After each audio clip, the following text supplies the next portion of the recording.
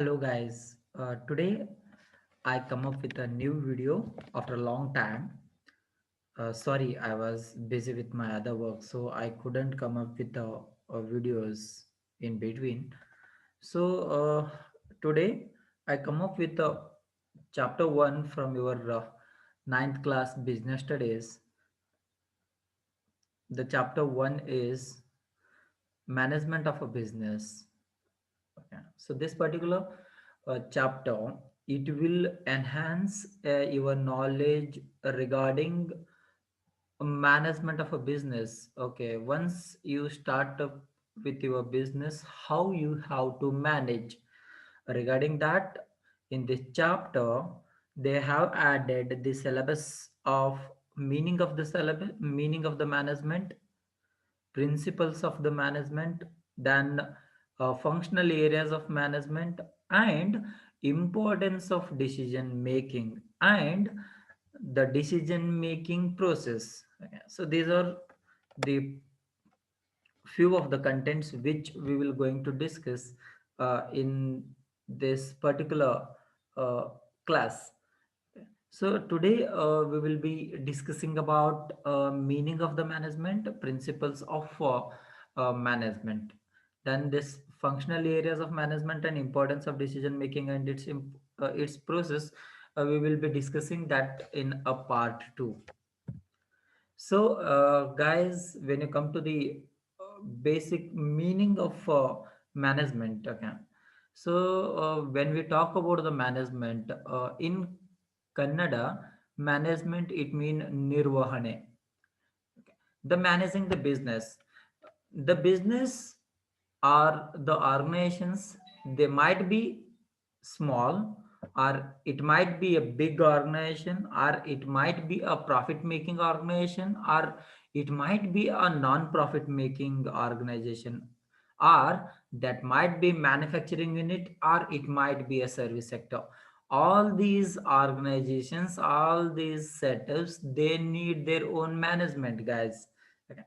So when we talk about, okay, so here in the meaning of management, he tells that management is used to refer to the principles of managing the activities of an enterprise. Okay. So here, whatever the principles we are using to manage the business activity, to manage the day-to-day activities of a business, those principles are known as management. And according to J.L. Hannes, okay, in the words of J.L. Hannes, he defines the management as management is an art of getting things done through other people. Okay. So according to the J.L. Hannes, what he says is whatever the management we are talking about, it is an art, and this art is related to how you get things done by others. Okay, so that is what management is. Okay. And if you move to the second definition of George R. Terry, he opines that he defines a management is a distinct process consisting of planning, organizing, actuating, controlling performance to determine and accomplishing the objectives by the use of people and resources. Here, in this particular definition, George R. Terry, he focuses on the planning, organizing, actuating, and controlling. Okay, these are the main functions of the management. Okay, so that are based on those particular functions. This particular expert, okay, he focuses more. Then, okay, so that is about the meaning and definition of the management. Okay, so this guys, this is this first definition of JL Hannes. It is easy to remember, guys. Okay, and so there is only 2 points you have to remember. According to the JL Hannes, management is an art. Then management, it is the art of getting things done by others or done through others. So that is what the easiest definition which we can remember up to exams or after exam too. Then next thing is, uh, here we will going to discuss the principles of management. There is one expert called Henry Foyle, who has worked as the engineer. Uh, he when he was working in the uh, ma- manufacturing sector as the engineer, he realized a few of the principles are very important to manage the business. So he has given few of the principles, it means tatvagalu in Kannada. So those principles he has given. Okay, so these principles of Henry Foyle have become very popular, and in today's market, these particular principles are known as 14 principles of Henry Foyle. Okay, very popular in the market. If I discuss the first principle of Henry Foyle is division of work. Division of work.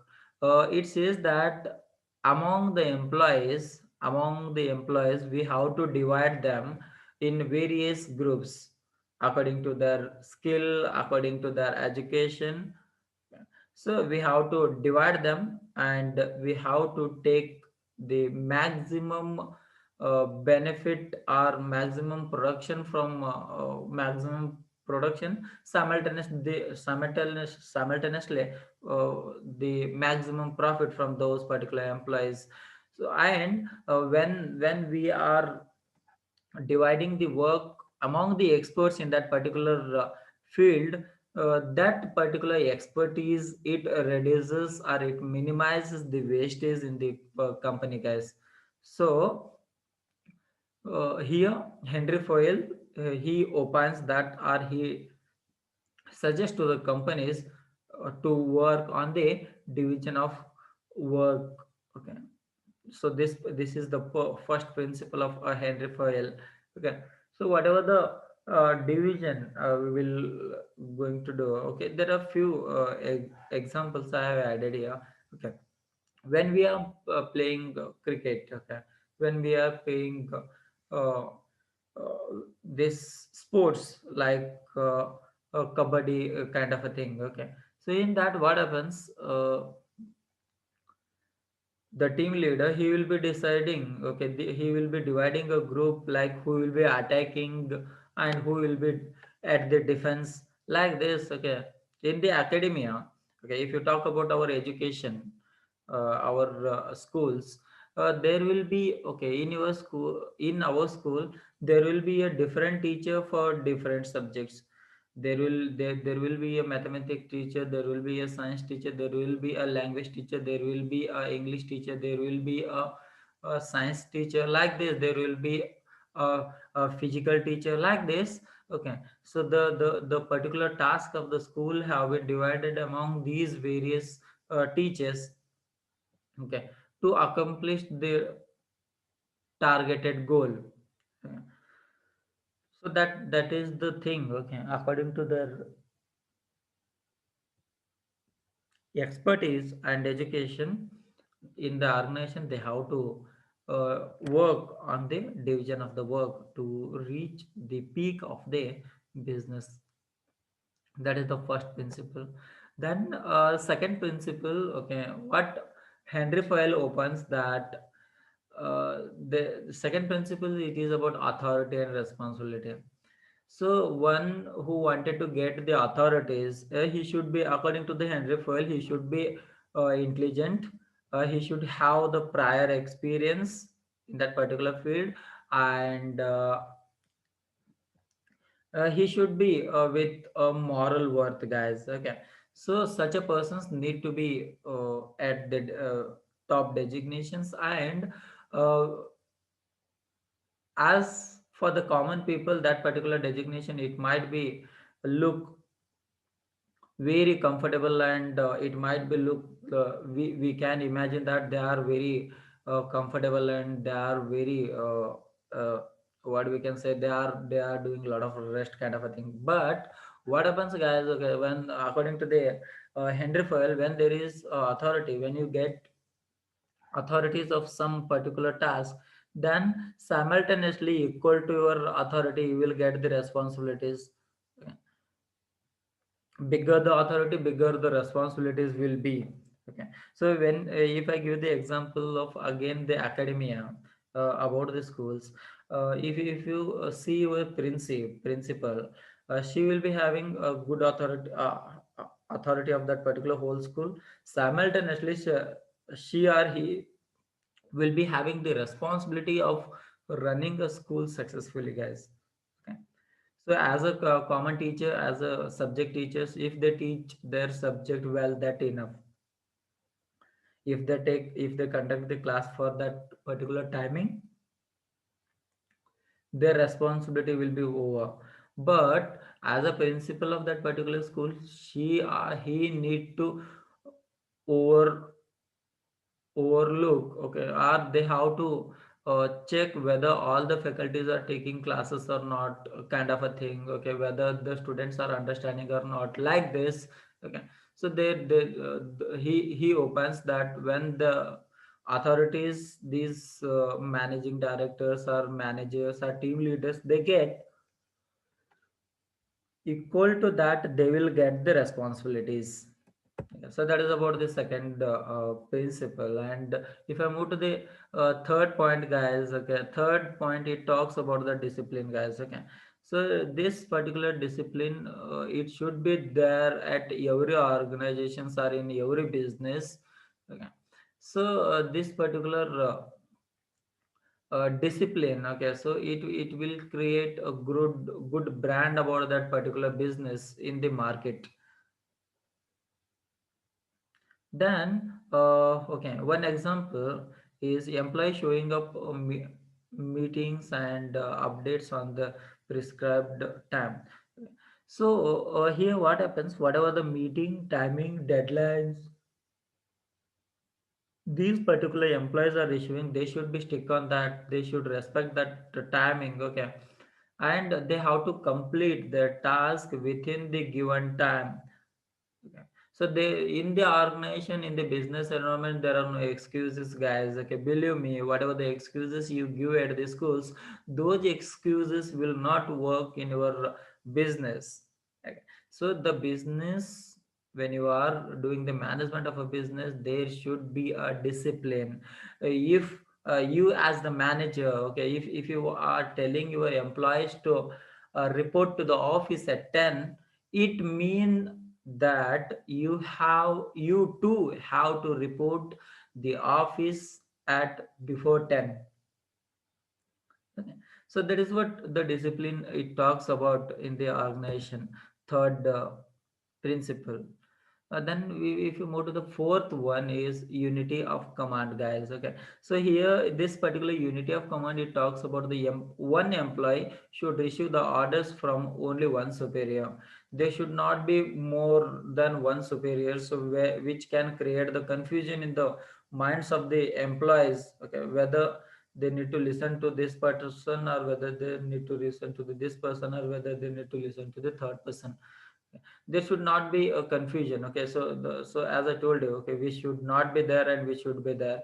Okay, so for these employees, there should be one superior who will be passing the orders. Okay, so if you run your business like this by controlling the unity of a command, you will be successful in the company according to the Henry Foyle, guys. Okay, so if I move to the fifth one, again it talks about the unity of direction. Okay, whatever the direction you wanted to show to your particular subordinates or to your employees, you have to, there will be one, they have to be one person who will be showing the particular direction. Okay, or else what happens, if many people are there to show the directions, then the person who want to move in that particular direction, he will get the confusion whether he need to believe on whom. Okay, this guy has told about moving towards east, this guy has told about moving towards west, and this guy is talking about south, where that particular have to move. Okay, so the like this in the organization, okay, whatever the decisions these people have to take, okay, there should be one person's to direct those employees towards betterment of that particular business. Then sixth point of Henry Foyle, sixth principles of Henry Foyle, it talks about subordination of an individual interest to the general interest. Okay. So here what happens, the goals of an organization are more important than the goals of a single employee. Okay. Whatever the single employee is having a goal, then this the members, they have to share their goals towards their company, and they have to subordinate all these individual people, and they have to discuss on that, and they have to work for the, or they have to uh, work for the fulfillment of the organization's needs. That is what subordination of individual interest to the general interest. Then seventh principle, it talks about the remuneration of the personnel, guys. Here personnel, it stands for the human resource, guys. Then remuneration, it talks about the salary, you can say salary, money, okay, after work, whatever you are getting. So that is your remuneration, okay, salary. So any employee working for a company deserves fair pay for their hard work, okay, whatever the whatever the employee is working for hard for throughout a month, after end of the month, for the next month, okay, he expect a sound salary from the employer. Okay. So, and this particular remuneration, this pay should be such that it is fair to the organization and gives the worker a chance to experience a good standard of life. Okay. So here, what happens again? The organization, they have to think in both terms, by making a profit to their particular business. Simultaneously they have to look after towards their employees, whether they are happy or not, what kind of a problems they are facing. Okay. So like this kind of a thing. Okay. Here a win-win concept one company has to accept. Okay. There should be these particular owners need to be happy, and the employees who are working under them, they should be happy. Okay, like this. Next one is centralization. Okay, so this particular principle, it talks about the centralization of authority.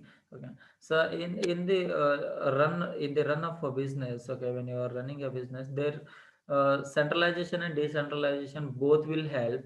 Okay, here centralization, it talks about uh,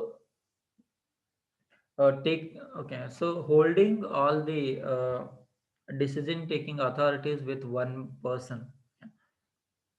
So centralizing, he is keeping the decision making authorities of all the departments, like this kind of a thing. Okay, so that talks about centralization. Decentralization, where you are dividing the work among the various staffs.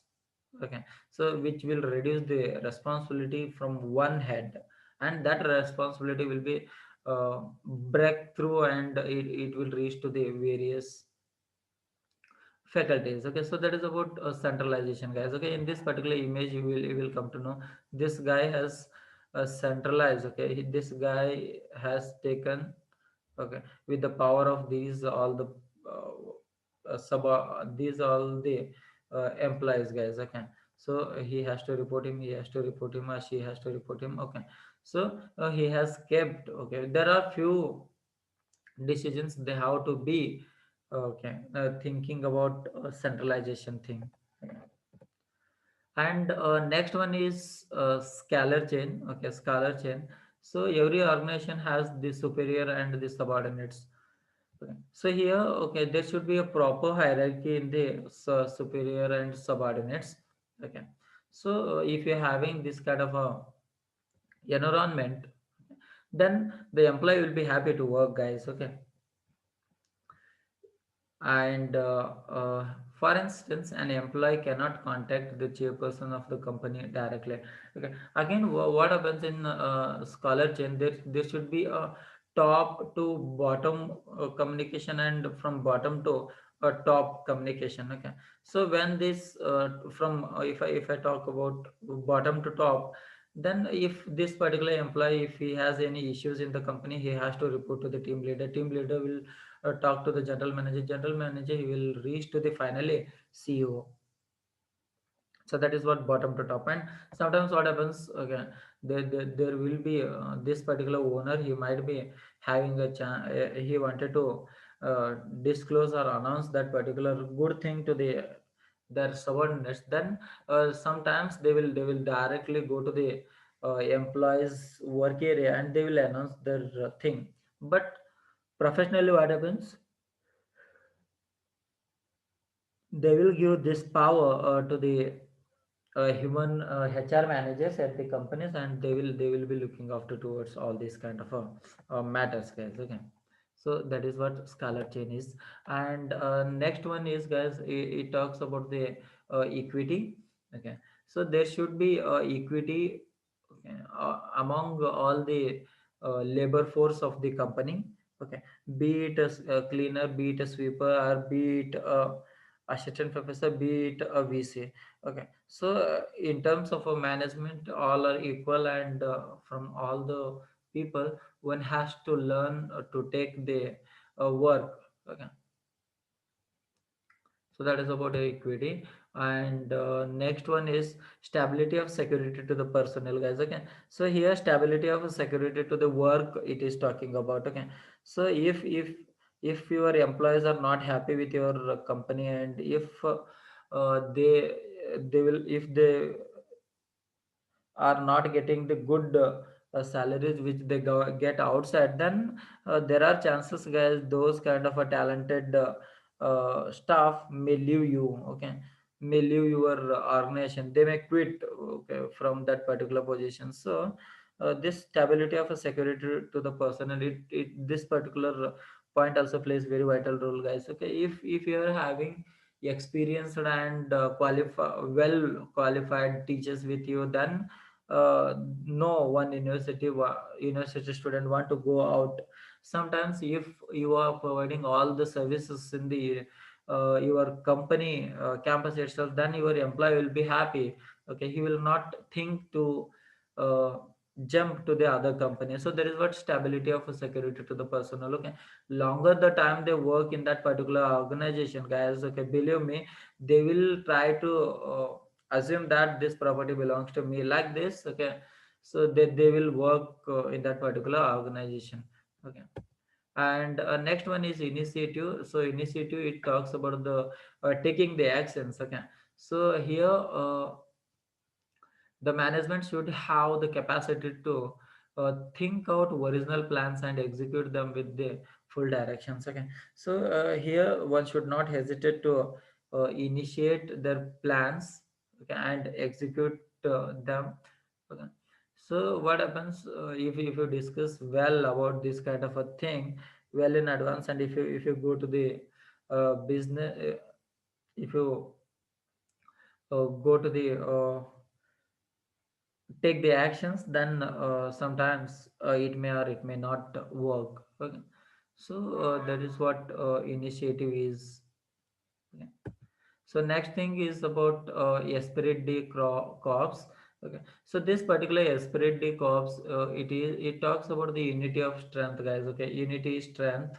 Okay, so it emphasizes the need for teamwork and importance of communication in obtaining it. Okay. So this particular Espirit De-Corps, it talks about the teamwork and the importance. Okay, so and it talks about the unity in strength. Okay, in Kannada we have learnt about one lesson like ಒಗ್ಗಟ್ಟಿನಲ್ಲಿ ಬಲವಿದೆ. Okay, if you are united, then if all the members are one, then no one will dare to break you.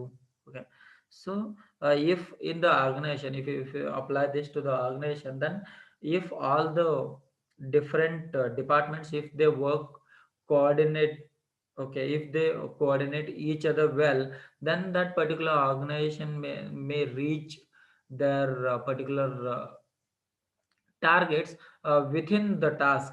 Okay, so this is, okay, this talks about the Esprit de Corps.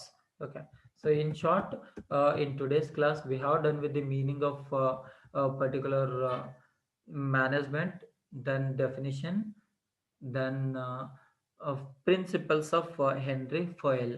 Okay, so in next class, okay, in part B, we will be going to see functional areas of management, and the importance of decision making, and the process of decision making.